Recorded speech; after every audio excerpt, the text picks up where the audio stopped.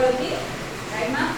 In the aquatic biology, the topic is continued in this class also be, that is the salinity and density of seawater. Here, what is the salinity? The presence of solids which are dissolved in seawater, they are measured in the grams per kilogram of seawater, right? This is known about the salinity. And where the density, the mass and the volume, mass by volume is known as here the density, right? Depending upon the oceans depth and work and flowing of water and the water body nature. For example, if there is a fresh water body, okay, the aquatic medium is consists of less salinity, then it is commonly called as a fresh water body. Where the salinity or increases or the dissolved solids are more in abundant in the water media, these are called as the sea water or marine water, right? And last class or just a recapitulation in this session, sorry, what are the factors, main properties of the water, right? That is the viscosity, density, salinity and thermocline and temperature, and what it is and a good thermoconductor water is there, okay? And let us discuss in the session that is the water has a different habitats, right? The water problem in different habitats. Let us discuss in this session. The topic is here water, right ma'am? Aquatic water problem in different habitats. Water problem in different habitats.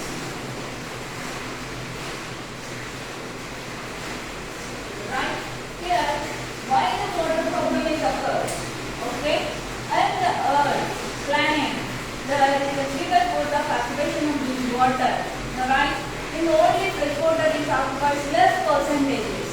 The remaining water is completely this salinity water. Other water is present in the either oceans or glaciers. Okay? So and so variations is present now. Just we are discussing here the water. How it will become a problem, right? For example, in land organisms, the terrestrial animals. In the terrestrial animals, there is the most important one, that is to conservation of water and to maintain the water balance. It is known as osmoregulation. Okay, maintenance of water balance in our body or inside of the fluids of our body to conducting the metabolic activities in a good manner. Right? This is simply recorded as an osmoregulation. Right now, that's why when the organism live in water, what are the physicochemical factors here? The physical factors is light, transparency, turbidity, pressure, so and so. And what are the chemical factors? Those are dissolved oxygen, carbon dioxide, and some solids, hardness, softness of water, alkalinity. These all are the special characters of the chemical factors, right? Here, what it don't harm? Yes, the organisms which are living in water, they are getting the oxygen only by the dissolved oxygen percentages, right? And when the organisms are slowly adapted to the land ocean, in course of their successive thing of survives on the land, okay? Why? Because they want to become coming onto the land. Why? Because there is a free space and there is an available of in the atmosphere 20% of oxygen is there. That's why the animals in the evolution process, the life is first originated in water, but this originated of life in the first, it is water only, then it is slowly adapted and it survived to successfully and slowly it evolves to live on the land life, that is a terrestrial mode life. Okay? That's what here the habitats, they are based on the water problem. The habitats are then categorized into freshwater, marine water and estuarine. Here based on the water media. Okay? We are already discussed on fresh water, marine water, and in between the estuary, right? Then freshwater means the organisms which in freshwater animals the concentration of industrial fluids or industrial tissues fluid is always greater than that of the surrounding water. Maybe you are explained about this osmoregulation. Osmoregulation means maintenance of the water balance. Maintenance of water balance is known as osmoregulation. That's why here the additives or mainly water additives are mainly categorized based on the presence of these salts or presence of physicochemical factors, influences, and so many characteristics there to be categorizing of these three. Okay, then the first one is freshwater. This freshwater, in freshwater animals, their industrial fluids, okay, their industrial cell fluids have greater concentration of industrial tissues fluid is always greater in freshwater animals. Okay, animals, their industrial tissue fluids always contains high. Okay, animals, especially what is here, the concentration of industrial body fluid is always greater than the surrounding water.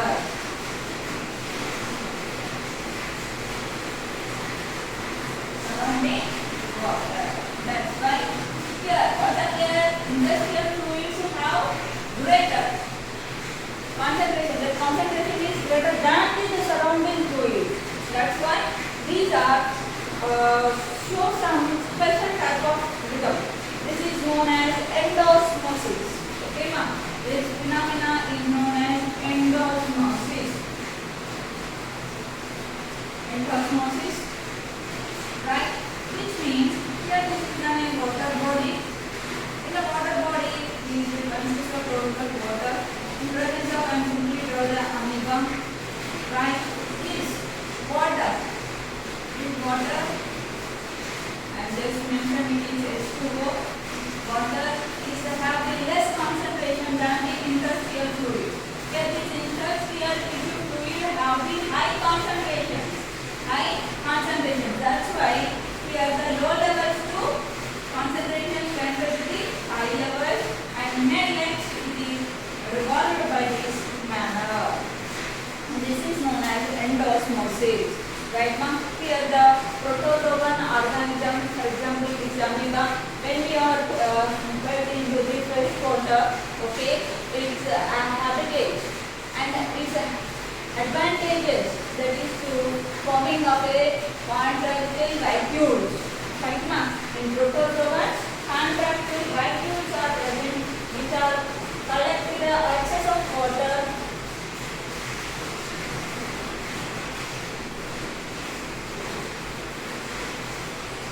Contractile vacuoles which are collected the excess of water is come from the surrounding.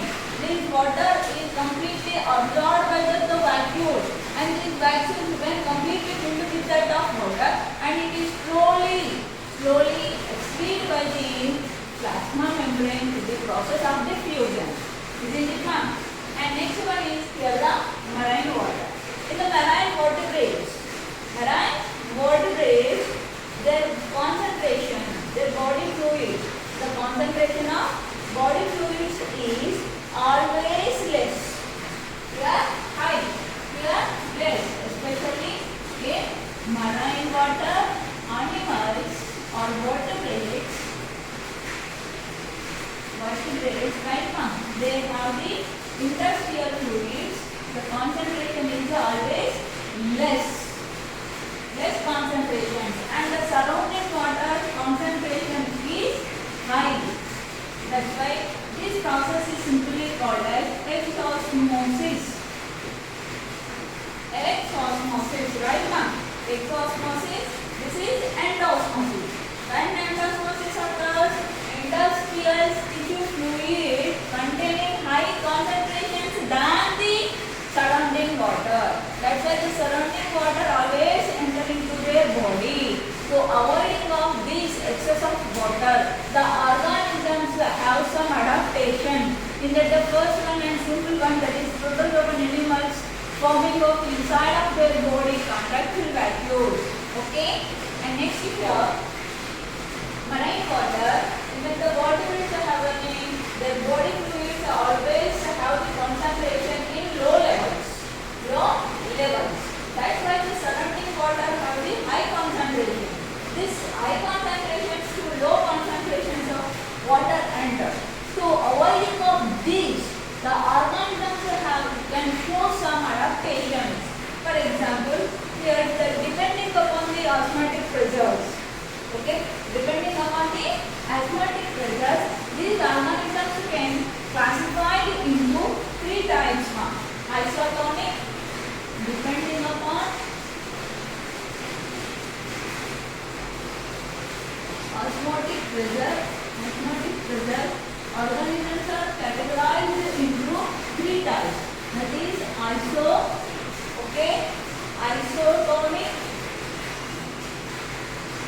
and hypotonic, and next one is hypertonic. First, second and third. Based on osmotic pressure, the organisms can categorize into three types: isotonic, hypotonic and hypertonic. Here iso means equal.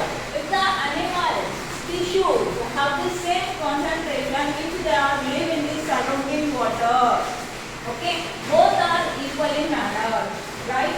Osmotic pressure inside the animal body is similar to that of the surrounding environment.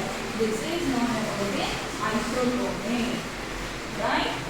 Osmotic pressure inside of the animal. Osmotic pressure inside of the animal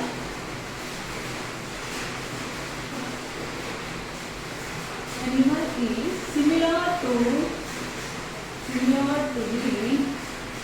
surrounding environment. Such is known as here the isotonic animal based on the osmotic pressure. The osmotic pressure internally similar to the concentrations in the surrounding environment. Okay, and some hypotonic means. Here, hypotonic means here the osmotic pressure inside of the animal body fluids is high. Okay, ma'am. Hypotonic. Here, inside the animal body fluids is here high. Animals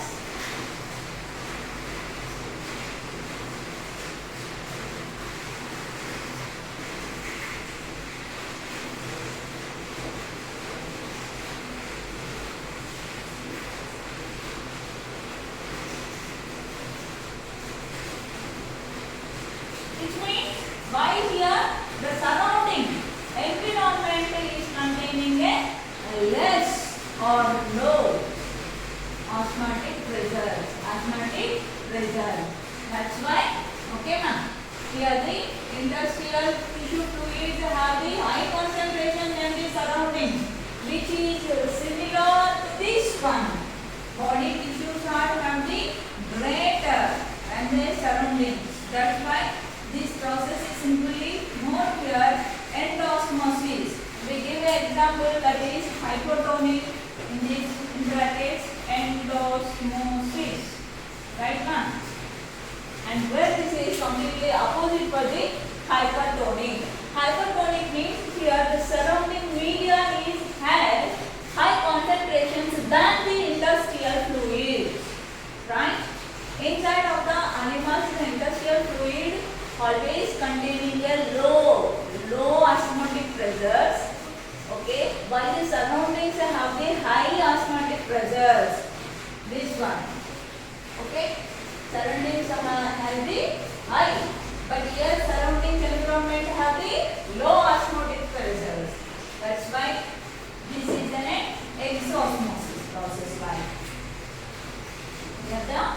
inside the animal body fluids.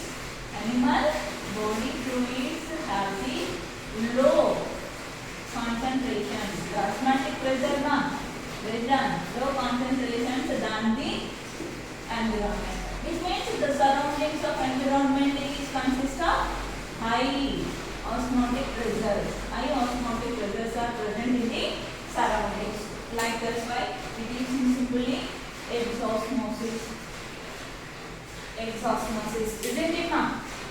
Here iso means equal. Hypo means when they are compared with the surroundings. Okay. Hypo means in the surroundings this is a less osmotic pressure. Where the hyper means the surrounding environment is conditions is containing osmotic pressure is high. Okay. Here the osmotic pressure high, that's why hyper. Here the osmotic pressures of environment is low, that's why this is hypo. Hypo means low, hyper means high. Right? And next, these we give us such examples of these both hypo and hyper. Right now, for example, aquatic animals are commonly adapted to live within a specific range of salt concentration. Okay, those aquatic organisms have live in a specific range of salt concentrations. Based on the salt concentrations, these organisms also can categorize into two important types. Right? Yeah, based on their salt concentrations. Salt concentrations. These organisms can categorize into two types, that is stenohaline and euryhaline. Stenohaline and another one is euryhaline. Right now, here stenohalines means where the animals have a little power to tolerate the tolerance for the differences in the salt concentration in water. The animals can have a little power. Animals can have a little power to tolerate to the right now to tolerate the differentiations between the salt water, which means little power. But here euryhaline organisms able to survive any differences come from the salt concentrations. Okay. We are the animals which are able to tolerate wide range of, here the little range or a little power these are have, but here these animals have able to tolerate wide range of salt concentrations. Okay, ma. The organisms can live are able to tolerate the wide range of differences when occurs in the salt concentrations of the surrounding water. Such organisms are called euryhaline. For example, there is some special type of organisms here. Those are salmon, eel, and anguilla. Right now, these anguilla fish is also known as eel fish. Okay, these two are tolerate these like euryhaline. They are also tolerate the conditions. Okay, they can live in hypotonic and hypertonic, and that's why they are considered as a stenohaline and euryhaline. But that's both are mixed at the estuary. Okay, now in the estuary, when the fresh water is come and to enter into the sea water, this is the fresh water, this is sea water. This fresh water is comes to meet with the junction point is there now. The fingertips. This is a junction point. This junction point is known as here estuary. The estuary, right now. The organisms which can tolerate to the difference of in salt concentrations and the osmotic pressures, such organisms are especially live in the habitat that is estuary. Right now, and next one is the salmon and we learn.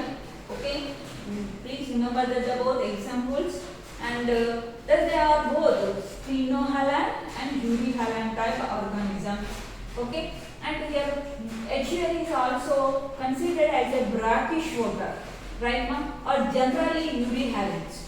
Where the organisms are lived in brackish water, they are simply considered as the Euryhalan animals, but their thus the concentrations or withstand greater fluctuations. In the Escherichia region, we are observing there is a complete. Just now the fresh water is entered, and just now the marine water is entered. Where the reef junction point is shows different fluctuations in the certain point of area. That's why they have the low tide and high tides.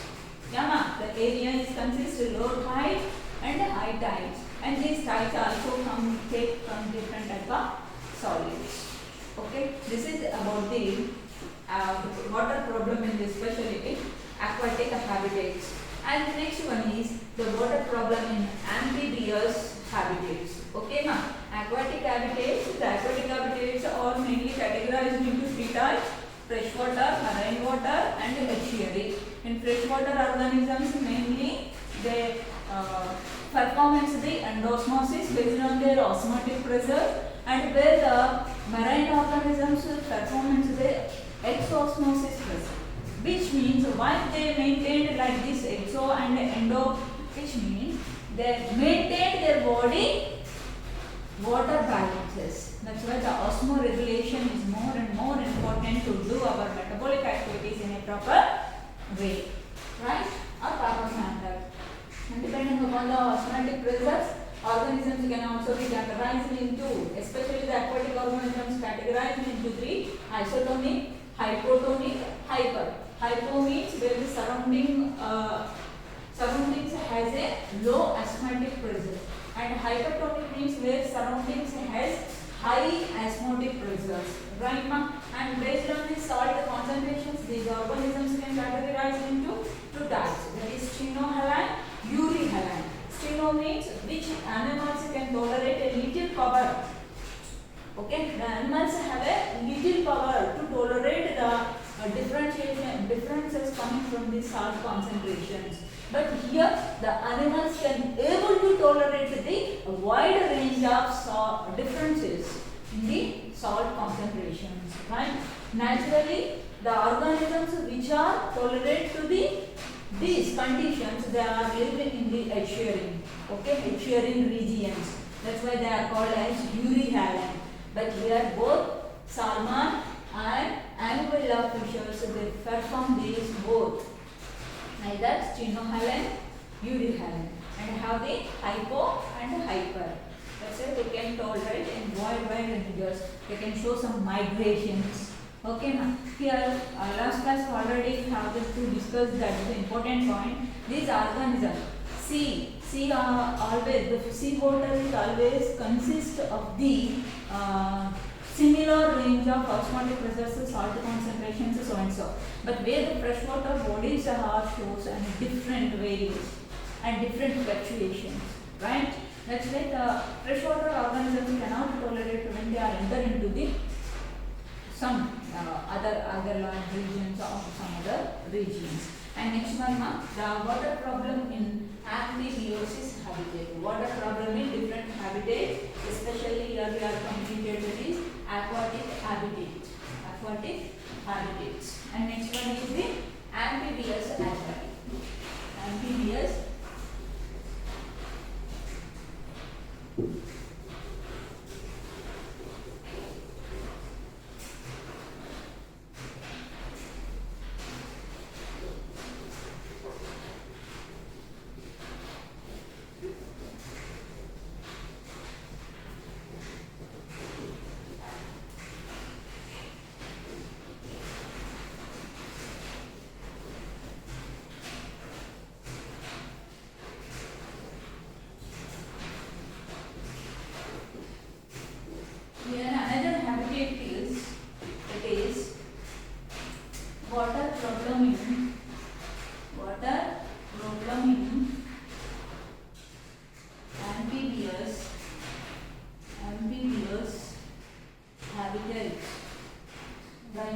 Here what is meant by amphibious?